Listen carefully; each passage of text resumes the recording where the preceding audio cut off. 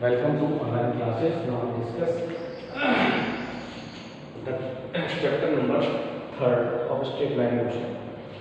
In the previous lecture, we have to decide acceleration and retardation, and after that we have discussed the term of the terms that is to be instantaneous accelerations. Now we discuss 1D and 2D motion. 1D and 2D motion. Simply we have discussed one dimensional and two dimensional motion. One dimensional motion, if the velocity,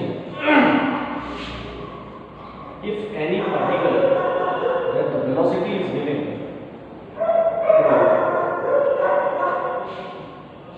and velocity that is to be given 2y plus 2j. Velocity is given 2y plus 2j plus 3j. These are the three velocities to be given here. How we can determine the all motions are? What is this motion? This is one dimensional motion, and this is, students have the mistakes that this is the two dimensional motion, that is the one. This is a straight line motion and one dimensional motion. How it is one dimensional? This is also a 1D motion and this is also a 1D motion. How we can see that this is a one dimensional motion? So we have to see here, this is our x-axis and this is our y-axis. If a particle have a velocity in this direction, and suppose this angle is to be theta,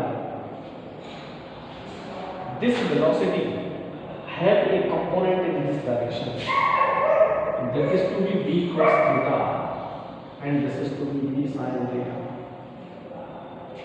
But actually here the velocity vector is resolved in v cos theta I cap plus v sin theta j cap. These are the velocities. But actually into here this particle move in this path. This is a straight line path. This is a straight line path, and hence we say that this is one dimensional motion. This is simply to seems to that this is a 2D motion, and here this is not a 2D motion because all the resultant velocity is along in one direction. Because if we are seeing the resultant velocity, then the resultant velocity is all the velocity that is to be called the resultant velocity, and the resultant velocity can come onto one directions. How we can say that is the mod of v is equal to under root 2 square root 8. This is a constant velocity and the particle is moving only in one direction, and that is to be 1D motion. After that we have to discuss this motion.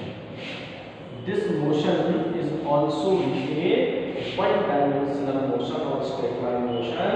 Simply we have to see that the resultant velocity vector is equal to under root of 2 square, 3 square.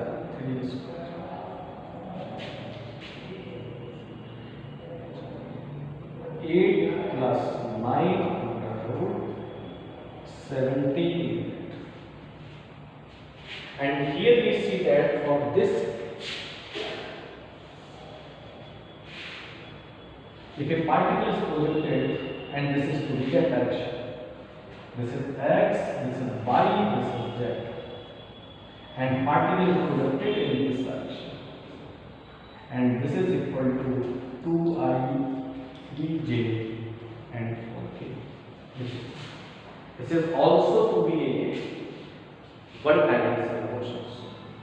So simply we have to understand here that how the one-dimensional, two-dimensional and three-dimensional motions are to be described here. So simply we see that here we have to study the 2D motions, and in 2D motions, two-dimensional motions, first we study the vectors. So first we have to study the vectors and scalars. So we have to study the vector and we have to differentiate the vectors and scalars. So now we have to first start with two basic terms. That is to be, first is called vector and second is called scalars. So two terminologies we have to introduce here. The two terminologies, so first we have to introduce here. First is scalar and after that vector. Vector and scalars. So two terminology that is to be understanding here.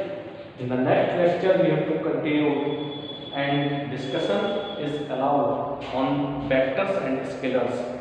First we understand how the vectors and scalars are classified, and after that we have to study basic properties.